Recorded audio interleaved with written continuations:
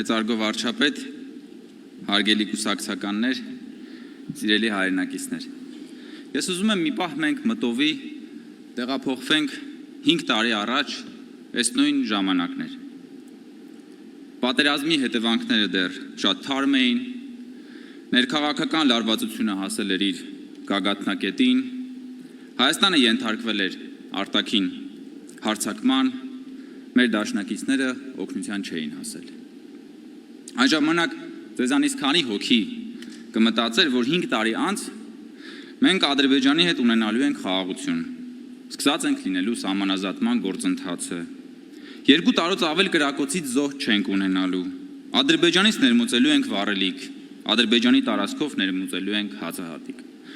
Դա ֆանտաստիկ մի բան էր այն ժամանակը։ Եվ այսօր այդ ֆանտաստիկ բանը դարձել է իրական մի բան, եւ դա ինքնին ֆանտաստիկ է արդեն։ Բայց այստեղ կա մի նրբություն, որի մասին մենք պիտի խոսենք։ Մենք լավ բաներին վարժվում ենք հեշտությամբ, եւ ինչ որ պահի մեզ թվում է, թե այն ինչ ունենք, միշտ ենք ունեցել, եւ կունենանք անկախ ամեն ինչից։ Սա մոլորություն է, եւ այս մոլորությունը շատ նման է մարդու առողջությանը։ Սովորական պայմաններում մարդը ամեն օր չի մտածում իր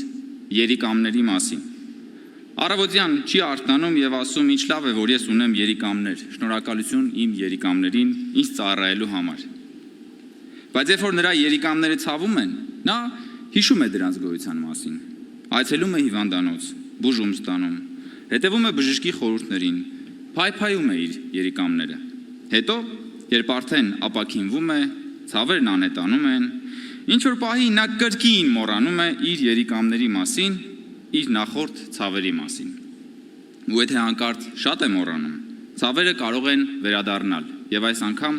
ավելի ծանր հետևանքներով։ Մենք պիտի պահպանենք մեր նվաճումները եւ առաջին հերթին այն խաղաղությունը, որ ամեն օր ունի մեր խնամքի եւ հոգացության կարիքը։ Այդ խնամքը երբեք չի դադարելու, չի ավարտվելու, այնպես ինչպես երբեք չի ավարտվում մարդու խնամքը սեփական առողջության նկատմամբ։ Ես հիշում եմ, որ երբ վարչապետը 5 տարի առաջ առաջին անգամ ազգային ժողովի ամբիոնից հայտարարեց ապագա կա, ընդդիմադիրները թեթևակի այսահարվեցին։ Հետո դա ավելի խորացավ։ Եվ ինչ որ պահի Հայաստանում ձևավորվեց մի յուրահատուկ քաղաքական երկընտրանք։ Մի կողմում մենք էինք, որ ասում էինք ապագա կա, մյուս կողմում ընդդիմությունը, որ մեզ հակառակվելու համար ասում էր ոչ, ապագա չկա։ Եվ այդ ժամանակ անկեղծ ասած ես մտածում էի, բայց ախր ոնց չեն հասկանում, որ մեզ մերժելու համար նրանք ավտոմատ մերժում են Հայաստանի ապագայի հնարավորությունը։ Բայց հետո արձանագրեցի, որ ամեն ինչ էլ հասկանում են։ Եվ երբ ի պատասխան մեզ ասում էին ապագա չկա, հենց դա էլ նկատի ունեին։ Նրանք եւ նրանց օտարերկրյա հովանավորները որոշել էին, որ Հայաստանում այլևս ապագա չկա։ Մենք էլ մեր հերթին որոշել էինք, որ Հայաստանում ապագա կա։ Եվ հիմա 5 տարի անց 2026 թվականի ապրիլի 4-ին մենք վստահորեն պնդում ենք, որ Հայաստանում ապագա կա եւ այդ ապագան այսօր է։ Ապագան այսօր է։ Բայց պայքարը չի ավարտվել։ Պայքարը շարունակվում է։ Այդ պայքարը թևակողել է իր վճռական հանգուցալուծման շրջան։ Այն ժամանակ, երբ մենք ասում էինք, որ Հայաստանը սահման ունի, նույն շրջանակները պնդում էին, որ Հայաստանը սահման չունի։ Հիմա, երբ մենք ասում ենք խաղաղություն կա, նրանք ասում են խաղաղություն չկա։ Մենք ասում ենք կա ապագա, կա սահման, կա խաղաղություն, կա Հայաստան։ Նրանք ասում են չկա ապագա, չկա սահման, չկա խաղաղություն, չկա Հայաստան։ Այսպիսի պատմական հանգրվանում ենք կանգնած այսօր։ Այս հանգրվանում մեր առջև 2 դուռ կա։ Մեկի բանալին ուրիշի ձեռքում,